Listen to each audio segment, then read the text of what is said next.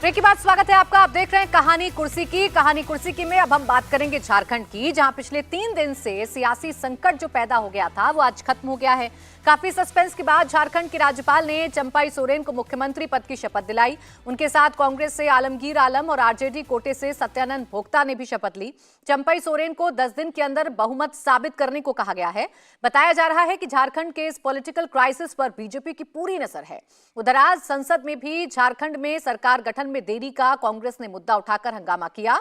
हालांकि इन सब के बीच हेमंत सोरेन का क्या होगा ये आज साफ होगा। फिलहाल रांची की अदालत ने उन्हें 1 दिन के लिए न्यायिक हिरासत में भेजा है, जिसके बाद हेमंत सोरेन की रात रांची की होटवार जेल में काटनी पड़ी। ईडी ने कोर्ट से हेमंत सोरेन की 10 दिन की हिरासत मांगी है, जिस पर विशेष पीएमएलए कोर्ट आज फैसला सुनाएगी। वहीं हेमंत सोरेन की याचिका पर आज सुप्रीम कोर्ट में सुनवाई होनी थी, जहां सुप्रीम कोर्ट ने हेमंत सोरेन को बड़ा झटका दिया और उनके वकील कपिल सिब्बल को पहले हाईकोर्ट जाने को कह दिया है। जो काम शुरू किया है हेमंत बाबू ने, उसी काम को हम लोग गति देना है और समय पर हम लोग पूरा करके यहाँ के झारखंड की जनता की जो आशा आकांक्षा, उस आशा के अनुरूप हम लोग काम करेंगे। झारखंड प्रदेश बहुत सा उताल पुताल विपक्ष की ओर से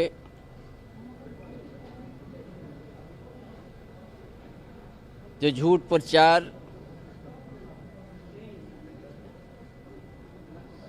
आज झारखंड को अस्थिर करने का जो उन लोग का प्रयास रहा विपक्ष का, वो आज हमारा गठबंधन का शक्ति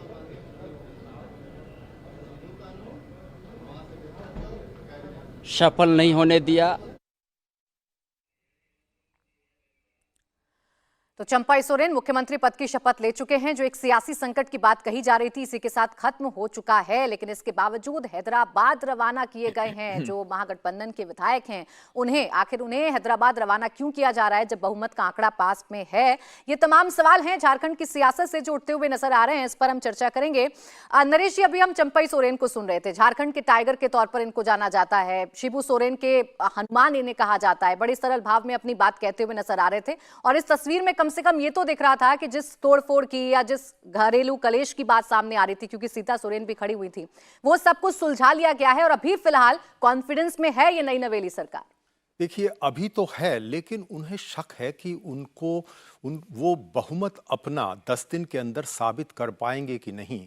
इसीलिए बहुत सारे विधायक अब हैदराबाद की तरफ रवाना कर दिए गए हैं, जहां पर कांग्रेस पार्टी की सरकार है। तो ये इनको अभी जो है, जिस तरह से कहते हैं कि कॉन्फिडेंस होना चाहिए पॉलिटिकल अपने ऊपर, वो इनको नहीं है।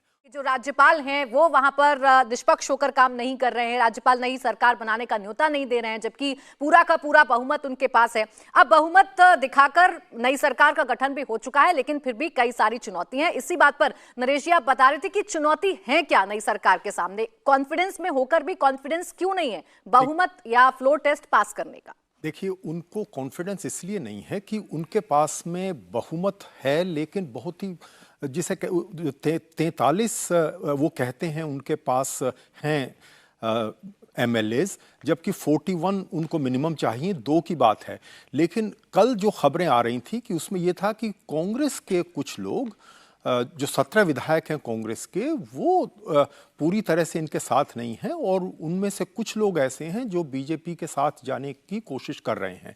इसीलिए ये जिसे कहते हैं रिसोर्ट वाली राजनीति फिर से शुरू हो गई। और वो कल हमने देखा कि हैदराबाद से 2 बसें आईं और वो 2 एयरप्लेन आए और वो एयरप्लेन उनको लेकर चले गए। तो उनके पास में 10 दिन में उनको, क्योंकि अपना बहुमत साबित करना, इस दिन 10 दिनों में क्या होगा उनको विश्वास नहीं है। दूसरी बात यह है कि हेमंत सोरेन पर तलवार अभी लटकी हुई है, उन पर बहुत गंभीर आरोप हैं। आज वो सुप्रीम कोर्ट गए थे, वहां भी उनको राहत नहीं मिली। उन्होंने कहा कि आप हाई कोर्ट में जाइए। और उनके पास जिस तरह के आरोप हैं, और वो उसी तरह के आरोप हैं, कुछ तो जैसे केजरीवाल जी की तरफ हैं। और अगर उनका भी आप देखें कि शिबू सोरेन ने एक समय में आंदोलन किया था भ्रष्टाचार के खिलाफ, वो जो माइंस में जो घोटाला होता था खनन वाले, उसमें उस आंदोलन किया था, और उनके बेटे पर उसी तरह के आरोप हैं, वही वो कर रहे हैं। तो इस तरह के आरोपों वाला व्यक्ति, उनकी पार्टी का बड़ा नेता, और उसको हटने के बाद में इनको यहाँ आना पड़ा, तो उनको जनता की तरफ भी देखना है कि किस तरह से जो वहाँ एमएलएज हैं कि किस पार्टी की तरफ उनका झुकाव होगा। लेकिन जैसा कि हम कल कह रहे थे कि राज्यपाल ने उनको शपथ क्यों नहीं दिलाई, ये तो बिल्कुल असंवैधानिक लगता है। लेकिन आज जो है शपथ उनकी हो गई, और अब लगता है कि कम से कम फिलहाल राजनीतिक संकट कुछ दिन के लिए टल गया है, लेकिन खत्म नहीं हुआ है।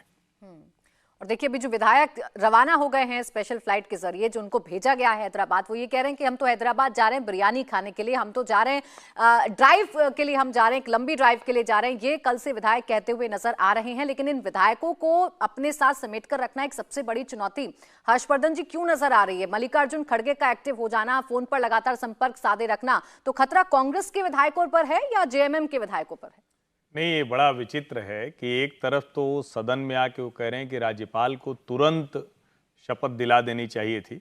कल भी हम लोगों ने कहा था कि कोई रास्ता नहीं है, राज्यपाल को अगर गठजोड़ के नेता के तौर पर चंपई सोरेन है तो उनको शपथ दिलानी ही पड़ेगी, और राज्यपाल ने आज शपथ भी दिला दी। लेकिन राज्यपाल अगर 1 दिन या 2 दिन का समय ले रहे थे, और हमने देखा है कि बहुत लंबा लंबा समय भारतीय राजनीति में दिखा है कि विधानसभा में अगर कोई बहुमत नहीं है, ऐसी स्थिति बनती है तो लंबा समय लोग लेते हैं, कानूनी जानकारी लेते हैं, थोड़ा पक्ष समझते हैं। अब अगर विधायक खुद हैदराबाद जा रहे हैं ऐसे कठिन समय में, तो इसका सीधा सा मतलब है कहीं न कहीं कुछ तो गड़बड़ है। 2 तरह की गड़बड़ है। एक तो ये कि या तो खुद छोड़कर भाग रहे हैं, या कहीं से उनको कोई लालच है, कोई दूसरी तरह की स्थिति है, और क्या उनके भीतर का जो मतभेद है, जिसको हम कहते हैं ना कि महत्वाकांक्षा का टकराव है, वो भी कहीं है क्या? अब ऐसे में अगर राज्यपाल अगर समय ले रहे थे तो वो कतई गलत नहीं था। ये बार बार कहा जाता है कि राज्यपाल को इतना अधिकार है कि वो अपने विशेषाधिकार का इस्तेमाल करते हुए देखें कि फ्लोर पर आकर इनके पास उतने नंबर होंगे नहीं। अब तो शपथ ग्रहण हो गई है, उनके साथ 2 मंत्रियों ने शपथ भी ले ली, और देखिए अविश्वास कितना ज्यादा था कि सिर्फ चंपई सोरेन को शपथ नहीं दिलाई गई है, बाकायदा आरजेडी और कांग्रेस के भी एक एक व्यक्ति को शपथ दिलाई गई। इसका सीधा सा मतलब है कि सबको जोड़े रखना बड़ी चुनौती है। ये एक पक्ष हो गया। लेकिन एक टिप्पणी मैं जरूर करना चाहूंगा, मुझे बड़ा देखकर आश्चर्य हो रहा था। भगवंत मान जी चले आए हैं अरविंद केजरीवाल के साथ आज। यही भगवंत मान, इन्होंने एक प्रेस कॉन्फ्रेंस में एक कहानी सुनाई थी। कहा था कि माएं अपने बच्चों को दुनिया की सबसे छोटी कहानी सुनाएंगी। एक थी कांग्रेस। उसके बाद इनसे पूछा गया तो इन्होंने कहा 13 की 13 सीटों पे हम अकेले लड़ेंगे। फिर अगले दिन प्रेस कॉन्फ्रेंस हुई, पत्रकारों ने कहा कि आप तो कह रहे थे 13 सीटों पे लड़ेंगे, गठजोड़ बनाने की बात हो रही है, चंडीगढ़ का क्या? तो इनके शब्द हैं, और मुझे लगता है कि इसको बार बार दिखाया चलाया जाना चाहिए। तो इन्होंने कहा एक और जोड़ लो, चंडीगढ़ भी जोड़ लो। अब अगर पंजाब का मुख्यमंत्री कह रहा है कि चंडीगढ़ भी जोड़ लो, और चंडीगढ़ नगर निगम के चुनाव है, मेयर का इलेक्शन है, और मैंने भी उस दिन सवाल खड़ा किया था, हम सब लोग यहां कहानी की कुर्सी में सवाल खड़ा कर रहे थे कि 8 के 8 वोट विपक्ष के ही क्यों रद्द हुए, रिजेक्ट हुए। लेकिन अगर मुख्यमंत्री पंजाब ये कह रहे हैं कि 13 में एक चंडीगढ़ भी जोड़ लो, तो क्या आम आदमी पार्टी के भीतर कोई अंतर कलह जबरदस्त है?